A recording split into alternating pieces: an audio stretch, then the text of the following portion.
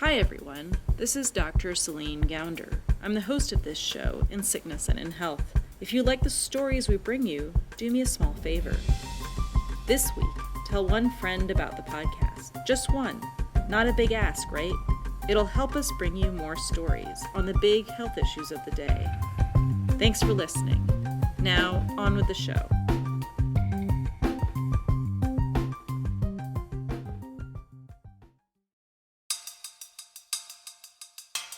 The work that I've been part of is built on resetting relationships with communities at large, making it very clear even to high-risk folks on the street that their safety is of absolute central importance. Alive and free is the phrase a lot of us use. We want people alive, unhurt, and in the community, not dead or wounded or in jail. Welcome back to In Sickness and in Health, a podcast about health and social justice.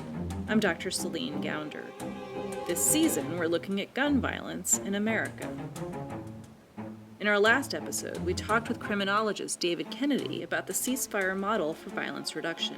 It's about identifying the small, high-risk groups of people responsible for most of the violence. It's about telling them the consequences for their actions and giving them the resources to change. Cities throughout the country are grappling with how to address the gun violence on their streets. Many have turned to David's ceasefire program as a possible solution. In this episode, we look at the experience of two different cities, Oakland and New Orleans, and see how each of them adapted ceasefire to their cities with varying results. Prior to coming to California and founding this organization in 2012 with my partners at the California Partnership, I worked with David Kennedy at the National Network for Safe Communities, actually launching and developing the national network out of the John Jay College of Criminal Justice. This is Vaughn Crandall. He's now the co-director of the California Partnership for Safe Communities and has been involved in violence prevention for a long time. The California Partnership for Safe Communities, or CPSC, is a nonprofit consulting group based out of Oakland. As Vaughn puts it, they work with cities to advance a public safety triple bottom line, and that is to reduce gun violence on a community level, to also improve outcomes and reduce recidivism for young people at the very highest risk of being involved in violence, and to build police community trust. The ceasefire model has seen a lot of success, but Vaughn and his team noticed cities often face significant challenges in their implementation. They'd often see significant reductions in violence in the near term, but they had a hard time keeping that momentum going beyond 2 or 3 years, especially beyond 5 years. Vaughn also wondered, how much does ceasefire make the situation better for young people versus just bringing about more arrests? Vaughn and his team at CPSC looked for a place where they could take ceasefire to the next level.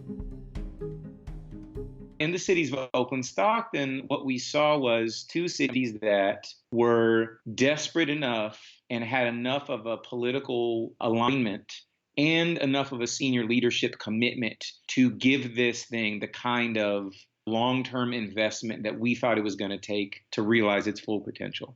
To explain why, we've got to go back to what was happening in Oakland in the early 2000s, well before CPSC got involved. Oakland had long been struggling with violent crime, and then, between 1999 and 2003, the city experienced an 81% increase in homicides. There was just all kind of stuff going on in Oakland at the time. Murder rate was really high. And so that's when we started talking about, that there's a sickness in this city and it needs a healing. This is Barbara Lafitte-Oluwole. She's a mother, organizer, and bedrock of the West Oakland community. Just to let you know, this is from like a personal perspective. So this is just like my story, because I am on staff with Oakland community organizations, but the majority of the work I did was as a leader with the organization, a community leader. Barbara was tapped through her church to help organize members of her community. And over the years, she's become more and more involved in local issues. My beginning with Oakland community organizations as a leader started before my son's murder in 2003. In 2002, her son's best friend was shot. Her son was there when it happened and agreed to testify against the suspects. The following year, before he could testify, her son was shot and killed. The police never identified his murderer. After her son's death, Barbara and her husband became more and more involved in community organizing. Barbara joined a local organizing committee in the Lower Bottom neighborhood in West Oakland. We actually worked on violence prevention. That was the issue that came up mostly for the majority of us who live in that area. Oakland residents agreed that something had to be done to address the escalating violence. In 2004, to raise the money for anti-violence efforts, the city proposed the Violence Prevention and Public Safety Act, known as Measure Y. At first, the plan was to hire 100 new cops for the Oakland Police Department, but many community organizers, including Barbara, disagreed. They believed that a strategy based solely on law enforcement wouldn't work. This wouldn't address the root causes of violence, they thought, and they pushed back. We asked them to put money towards at-risk youth and probationers, parolees, so that there will be programs for them when they come out of jail, that they are not going back to the same lifestyle because they don't have anything better to do. And also have community police officers walking the beat and getting to know the community. After a lot of advocacy, city officials changed their proposal so that if passed, 60% of the funds would go to law enforcement and 40% for social services. With these changes in place, Barbara and others threw their support behind it. They canvassed the neighborhood and organized phone banking and voter registration drives. Their efforts paid off, and in the end, voters approved Measure Y, $20 million in funding over 10 years. This was a big win. Under Measure Y, the city of Oakland began implementing an anti-violence strategy that included both law enforcement and social services. But the programs were not working very well. Measure Y allocated funding for the Oakland Police Department to hire what it called problem-solving officers to do community policing. The problem with problem-solving officers was nobody knew exactly what they were supposed to do. What problems should they be solving? What exactly is community policing? Measure Y provided little guidance. 2 years after Measure Y was passed, the department had only hired half the number of problem-solving officers they were supposed to. There were also problems with the social services side of the strategy. Programs funded under Measure Y included diversion and reentry services for formerly incarcerated people, as well as employment and training services. But much of what Measure Y was funding was directed at youth, mostly because it was a commonly held belief at the time that juveniles were the primary drivers of serious violence in the city. In the meantime, violence continued to rise in Oakland. By the end of 2006, there were 146 homicides in the city, marking a 10-year peak. Barbara and others continued to search for solutions. One day, community organizers came across the ceasefire model. They were impressed by how the anti-violence strategy helped turn around record levels of homicide in Boston during the 1990s and had worked well in other cities. We learned about the strategies that David Kennedy and those guys were using and the Boston Miracle, and there was a call-in High Point, North Carolina, that we saw a video on, and we're really intrigued by that. And so we said if we could do something like that here. They wasted no time and began meeting with city leaders and public officials, urging them to bring ceasefire to Oakland. In 2007, a new mayor came into office, and Oakland agreed to launch a homegrown version of ceasefire. In 2009, after years of planning, the city and the police department agreed to hold their first call-in meeting. It wasn't very successful. There were only maybe 2 or 3 young men there. I can't remember exactly how many men were there. They were expecting at least 20. But this low turnout wasn't the only problem. There wasn't a strong community presence at the meeting. In fact, most of the people there were law enforcement officers, which isn't exactly the ceasefire way. Many community and faith-based organizers saw this as a sign that city and law enforcement leaders weren't fully committed to the ceasefire model. They didn't understand the range of partners, especially community partners, they needed to bring to the table to be successful. So once again, community activists organized, this time to demand that public officials implement a revamped ceasefire operation. And they educated themselves. When we brought the guys from the Boston model here and they found out about Measure Y, that we already had funds, they said, oh, well, you're really starting with a lot more than we had when we started. You have an upper hand in this already. Encouraged, they continued their efforts to create community and political support, working with congregations all over the city and setting up countless meetings with public officials. They even bussed hundreds of citizens to a city council meeting, shutting it down, demanding a better version of ceasefire. With the election of a new mayor, Jan Kwan, and a new police chief, the political climate finally changed. A year later, in 2012, the Oakland City Council's Public Safety Committee, the chief of police, and the mayor's office publicly acknowledged that the city's earlier efforts to implement ceasefire had been inadequate. The city and the police department pledged they would do better. Once again, the efforts of community and faith-based organizers had paid off. People often have ideas that are understandable but just fundamentally wrong. That's Vaughn Crandall again, from the California Partnership for Safe Community. CPSC partnered with Oakland in 2012, and one of the first things they did was to analyze what was driving the violence in Oakland. They looked at 170 homicides over a year and a half to understand where the violence was concentrated and what was driving it. And at the time, the narrative in the public agencies, including the police department, and in the community, and at the political level was, our violence problem is driven by drug dealing and youth, i.e. people under the age of 18. It turned out that that was almost completely wrong. What CPSC found instead was that fewer than 10% of all of those homicides had anyone as a victim or suspect who was under the age of 18, and fewer than 10% had any connection to drug dealing. Sometimes drugs were involved in violent incidents, but more often than not, the violence wasn't over drugs. The initial shooting might have been tied to a drug trade, but they're going to have 7, 8, 9, 10 shootings that will follow that initial shooting that are not about the drugs. That has evolved into a running conflict between two groups of people that now are just caught in this thing that they can't get out of. CPSC also found that the number of people engaging in violence at risk of being victims or perpetrators was much smaller than had been thought. In Oakland, there were approximately 50 violent groups or gangs, with an active membership of between 1,000 and 1,200 people, so about 0.3% of the population, and only a small subset of them were at high risk for engaging in serious violence at any given time. 90% of your violence problem doesn't fit the public narrative.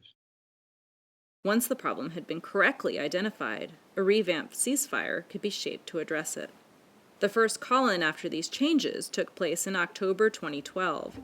The Oakland version of the call-ins, Vaughn explains, is led by the community where those at high risk for perpetrating violence are from, the community where those at high risk for being the victims of violence live. And they essentially say, we're here because we have good reason to believe that you or those that you are close to are at imminent risk of being shot or shooting somebody. And we don't want that for you. We don't want that for our community. Many of us here have been directly impacted by the issue of violence in this city, and we need your help in order to change this. They have community speakers, often a shooting victim, the parent of a murder victim, or a trauma nurse from one of the local hospitals, talk about the impact of gun violence on their lives. Law enforcement officers also explain the consequences if they're involved in a violent crime.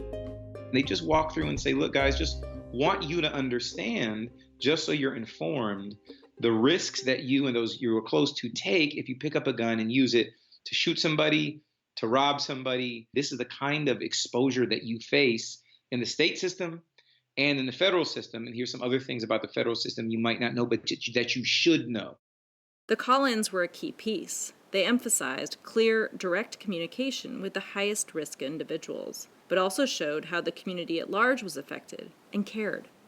Vaughn's team at CPSC, all their in-depth analysis, helped the city of Oakland realize they'd been targeting their social services at the wrong people. Instead of focusing so much on youth and school programs, they needed to target the people driving the violence now, older men who'd already had a lot of run-ins with the criminal justice system. At-risk junior high school kids deserve support, and they deserve, a life of opportunity. But the thing is, they're not the ones who are at risk of shooting somebody or getting shot this year. Measure Y allowed the city to identify community partners and social service providers that address the root causes of violence, like untreated trauma and the absence of economic and educational opportunities. Now, with a better understanding of who the high-risk individuals were, Oakland restructured its social services program, funding fewer programs more generously. In 2014, 10 years of Measure Y was coming to an end, and Measure Z was put on the ballot to renew and improve on it. Measure Z kept the same 60-40 funding split between law enforcement and social services, but focuses social services on those older men who'd been in and out of the justice system and were most likely to be involved in the violence. Activists and organizers had to, once again, make the case for those social services, but Measure Z eventually passed with overwhelming support. 77% of Oakland residents voted in favor of extending the tax, which would provide $27 million over the next 10 years. Since Measure Z was passed, Oakland has seen non-fatal shootings drop with every single year.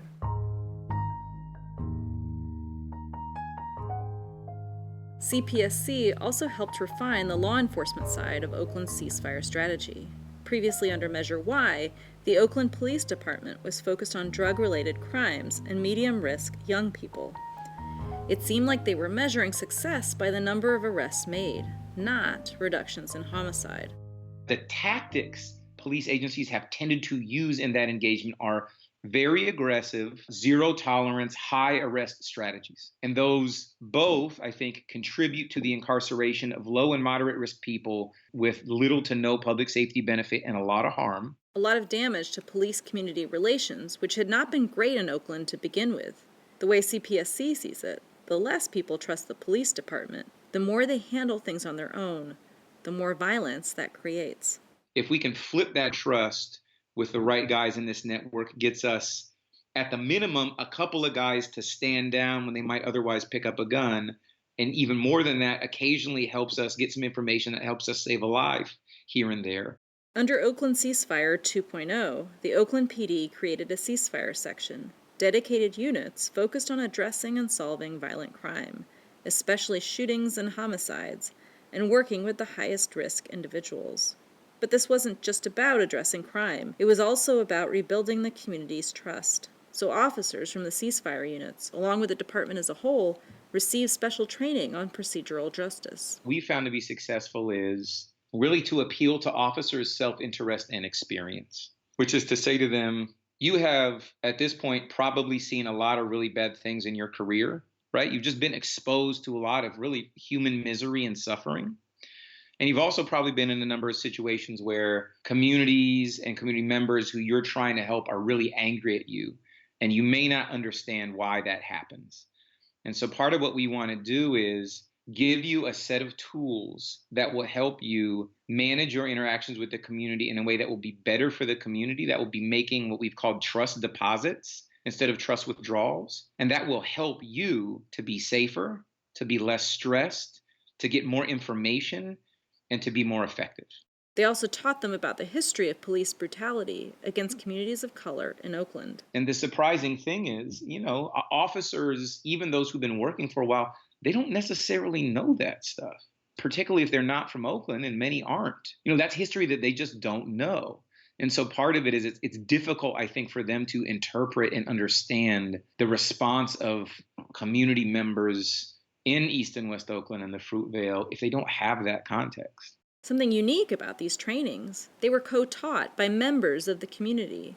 At first, Vaughn says, the Oakland PD was hesitant, but as it turned out, that was one of the aspects that all of the officers uniformly said this was one of the best pieces of this class, and we want more of it because it was a way that we could engage with the community in an authentic way around these issues, but we don't have this, there's no constructive space for us to actually work on them together. But as Vaughn points out, training alone isn't enough. The training in the classroom prepares people with a basic awareness of these concepts.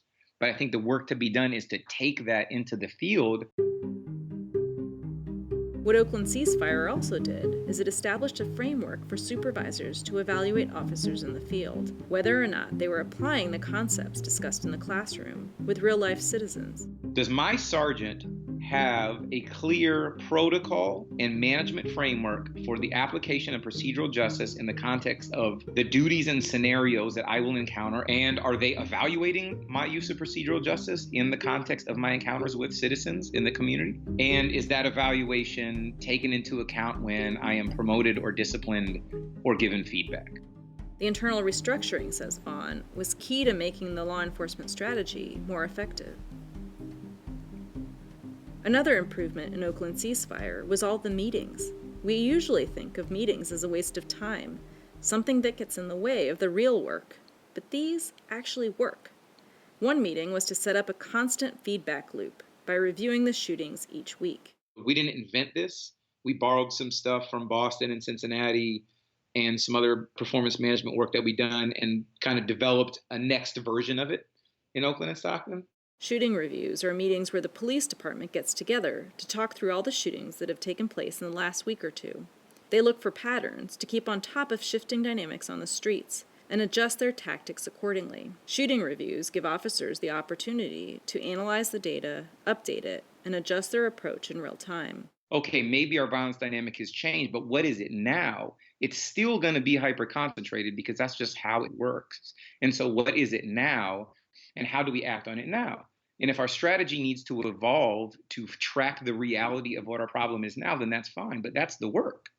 In addition to shooting reviews, there are coordination meetings between law enforcement and social service partners to make sure that those at risk or who've recently been involved in violence receive timely services. The things that we'll tend to talk about is, okay, we had 15 shootings this week, right? 10 of them were hits, 5 of them were not, 2 of them were fatal. And we'll say, okay, what's going on with the funeral arrangements around the fatal shootings? Here's what we know about the likelihood of retaliation. Here's what we know about possible people who are connected into this. Let's say on the non-fatal shootings, we're going to say, okay, where is this person? Are they still in the hospital? Have they had follow-up from a violence interrupter or a hospital-based response worker? Are there other things, given the violence dynamic that they're connected to, that we should be doing in the near term that are going to help prevent retaliation? We need to be able to directly engage with people and essentially convince them that it's not worth shooting somebody. City leaders and partners agreed from the beginning that Oakland Ceasefire should aim to reduce shootings and homicides by 10% each year. Performance reviews, led by the mayor, hold people accountable. And there needs to be a mechanism by which people are held accountable to each other for delivering on their piece of work. And then together we need to be able to look and say, is this type of work at this scale reducing shootings at a community level? And if it's not, what do we need to change? What do we need to do more or less of? What do we need to problem solve around? These performance reviews, Vaughn says, where everyone knows there's a meeting coming up, where their data is tallied and made public, is key to keeping folks focused on the work. In 2018, there were 68 killings in Oakland, the city's lowest in nearly 2 decades, and almost 50% less than 6 years before.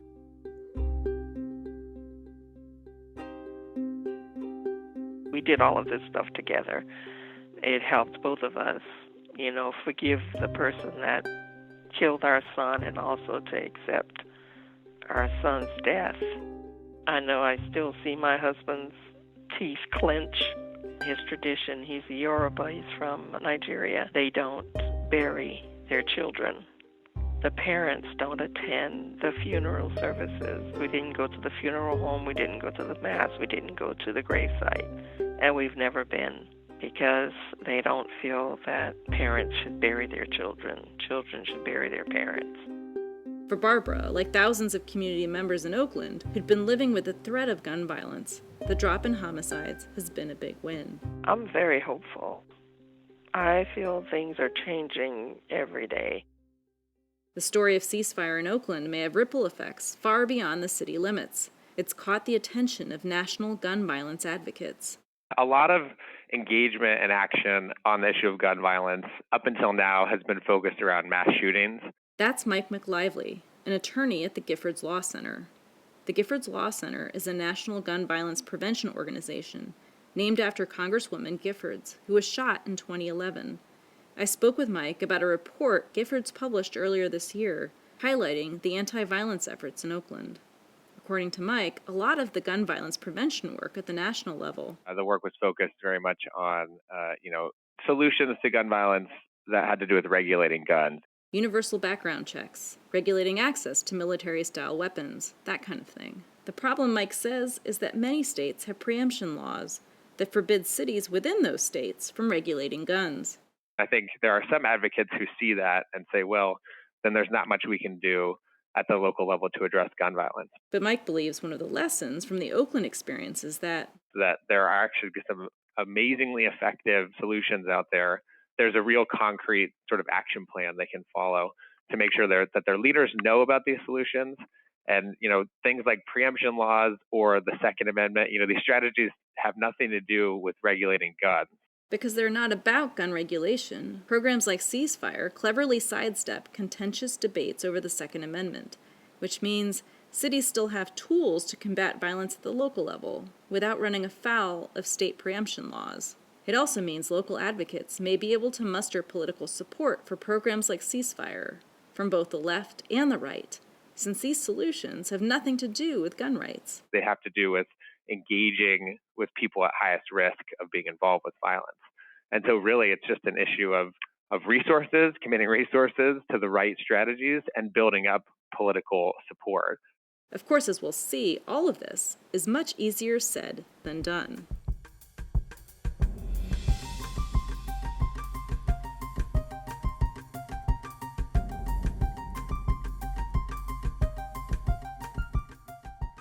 NOLA for Life was very much associated with the former mayoral administration, and so a new mayor took office just a couple weeks ago, early May. This is Charles West. I spoke with him last spring. Charles was Director of Innovation with the Mayor's Office in New Orleans. His job was to design and implement NOLA for Life, Mayor Mitch Landrieu's signature homicide reduction strategy. Under that umbrella and branding, it no longer exists, even though some of the components still exist. When Charles joined the innovation team in 2011, he began by pulling together everything the city knew about the shootings and murders in New Orleans. What did you learn? What did you find with that exercise?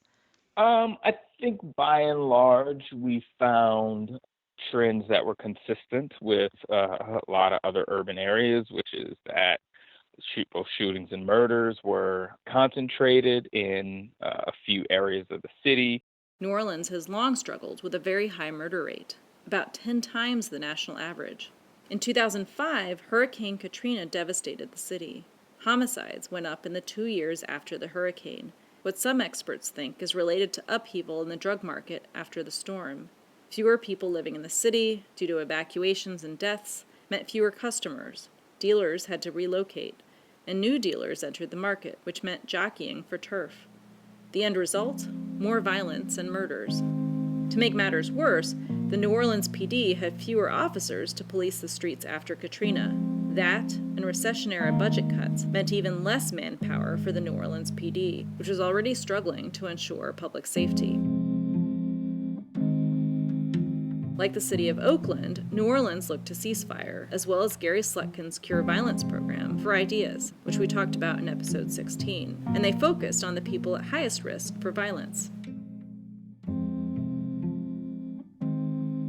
The group violence reduction strategy within NOLA for Life is his model. It is, we started with the call-ins, and we established the multi-agency gang unit based on some interest from the U.S. Attorney's Office and then the District Attorney's Office.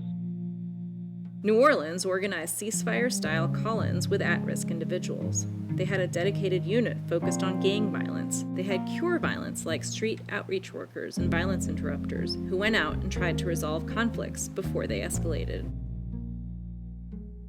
The data Charles and his team were looking at also confirmed that the most violent neighborhoods, not surprisingly, also had high levels of poverty and unemployment. We found that often those hotspot areas had higher incidences of many of the other social determinants of health. But we also found, higher incidences of poor health outcomes, of, low birth weight babies, of chronic disease, of all the other sorts of things that you tend to associate with neighborhoods of concentrated poverty and often disinvestment. And so how did that shape the strategy? The biggest thing is that it told us that the strategy had to be comprehensive. We had to be addressing multiple conditions at multiple levels all at once. And that's why NOLA for Life was so comprehensive, but it was also at times confusing. But when you look at our original strategy, I think there was a lot of misunderstanding. I think still to today, there's misunderstanding about what is NOLA for Life? Because there are people who worked within it who would say that it was really just group and gang violence strategy, which isn't accurate. There are people who only knew it as ceasefire or, cure violence. There are people who said, oh, well, it's this midnight basketball thing. There are people who know it as the youth violence work, and it was all about, school environments. The truth is it was all those things and others, but that it did indeed, from the standpoint of communication, make it a lot more difficult. Like the first iteration of ceasefire in Oakland, NOLA for Life offered social services to the youth and families thought to be at highest risk. Recreational programs like midnight basketball and summer camps, mentoring, family violence prevention, and behavioral health services. NOLA for Life was looking beyond those directly involved in the violence to broader social issues like poverty and unemployment. 51% of African Americans in New Orleans are unemployed, so a key piece was getting people jobs, especially those hardest to employ, like the formerly incarcerated. So, for instance, there was a new airport that was going to be built. So we worked with some of the contractors in the city to say, okay, what would it mean for someone to be ready to step into one of the jobs that you'll be hiring for at the airport? And we worked with a local community college to create exactly that curriculum, to start it early enough that when it was time to start hiring, there were people who were participating in some of our NOLA for Life programs and others who were then ready to step into those jobs. Yet, for all its scope and ambition, NOLA for Life had mixed results. In 2013, 1 year after it launched, more than 8 violent groups had been identified and 100 people indicted. But the homicide and violent crime rates barely budged, and then murders went up again. In 2016 and 2017, more people were shot and killed in New Orleans than in the year before NOLA for Life started. Today, New Orleans remains one of the top 10 cities with the highest murder rates in the country. Looking at the homicide rates in New Orleans, you see a decrease, but then you see an increase more recently. How do you explain that more recent increase? If you look at, for instance, the rate of call-ins as sort of an indication of the fidelity of the implementation of at least the enforcement portion of NOLA for Life, is you see far fewer. And there are people who have said, oh, but, the model doesn't work after a couple of years. I would say that the biggest determinant of the success of NOLA for Life was a combination of fidelity and resources being sustained over time. Understanding the shifting dynamics of street violence can be challenging. That's why in Oakland they conduct shooting reviews every week or two to keep their finger on the pulse. The way the data is analyzed in New Orleans just isn't granular enough to help officers stay on top of the landscape of street violence, to help them track who's at highest risk for committing or being the victim of violence from day to day. That level of detail is important if you want to target your efforts at the right people. I think especially when it comes to the group and gang members that, I think some people's perception is that I mean, it's a small number of people. And so you just need to, you just need to go get that small number of people. When it comes to groups and gangs, there's sort of a constant churn of sort of members and jockeying for power and groups, forming and breaking apart and all the rest. It's just sort of a constant changing environment and constant changing dynamics that you have to stay on top of. While it might be a small group driving the violence at any given time, who's in that group changes. Charles thinks NOLA for Life would have been a lot more successful if the public and city leaders had understood that it wasn't a quick fix, that resources would be needed for the long haul. And this was a challenge as new officials were elected and policies shifted.